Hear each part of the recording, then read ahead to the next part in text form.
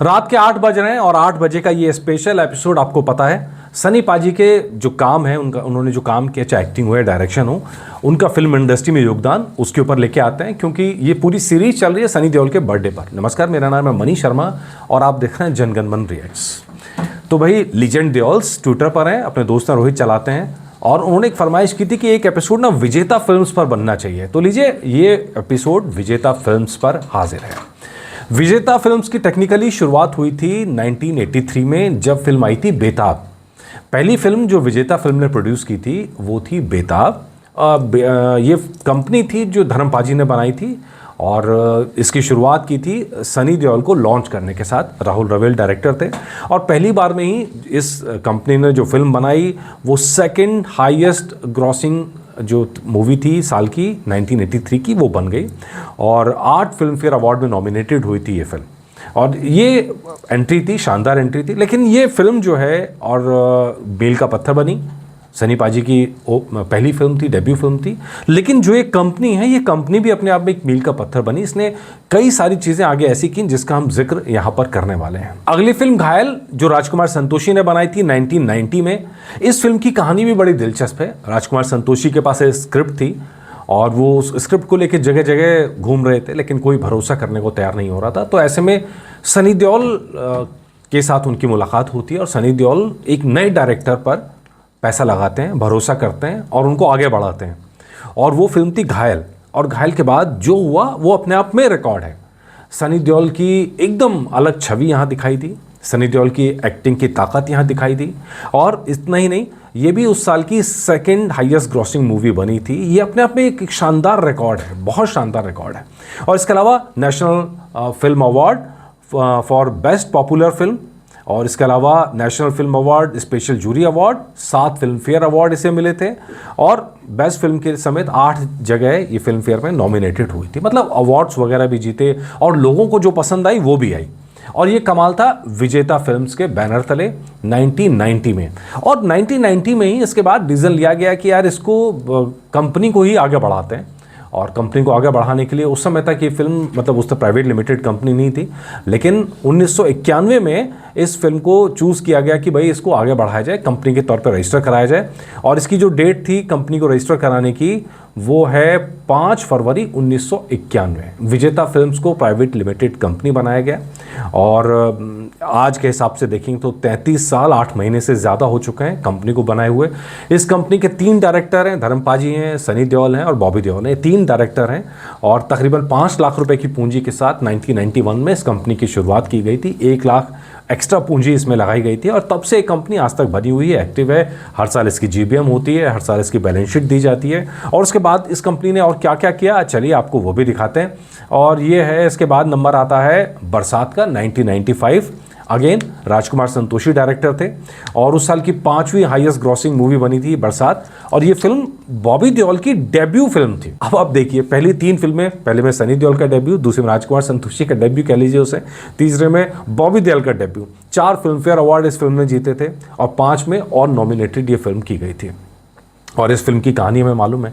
इस फिल्म को बनाने के लिए सनी देओल ने अपने बाकी सारी चीज़ें पीछे छोड़ दी थी, अपनी सारी फिल्में रोक दी थी और इस फिल्म में आगे बढ़ाने में लग गए थे क्योंकि बॉबी देओल को अच्छे से इंडस्ट्री में इस्टेब्लिश करना चाहते थे। इस्टेब्लिश किया भी लगातार, उसके बाद उनको कई फिल्में मिली। लेकिन वही होता ना, जो होता है वो भगवान जो चाहता वही होता है। आज बॉबी देओल जब उन्होंने कमबैक किया है तो अपने बूते किया है और अपने स्टाइल में किया है। लेकिन एक नाम में ये तो रह जाएगा कि बरसात उनकी डेब्यू मूवी थी जो विजेता बैनर की फिल्म तले उनकी एंट्री कराई गई थी। और वो जो सीन एंट्री का है, घोड़े पर सवार सीन, वो बड़ा दिलचस्प सीन कि उसमें ऐसा एक्सीडेंट हुआ कि आज भी बॉबी देओल के पैर में चोट लगी थी और एक रॉड डली हुई है। इसके अलावा 1999 में फिल्म आई दिल लगी।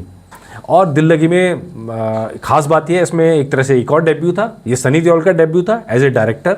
ये उनकी पहली फिल्म थी जो उन्होंने डायरेक्ट किया, अगेन विजेता बैनर के तरह। और इसके अंदर बॉबी देओल भी थे, उर्मिला मातोंडकर थी और सनी देओल थे। दोनों ने एक्टिंग भी की थी इसके अंदर।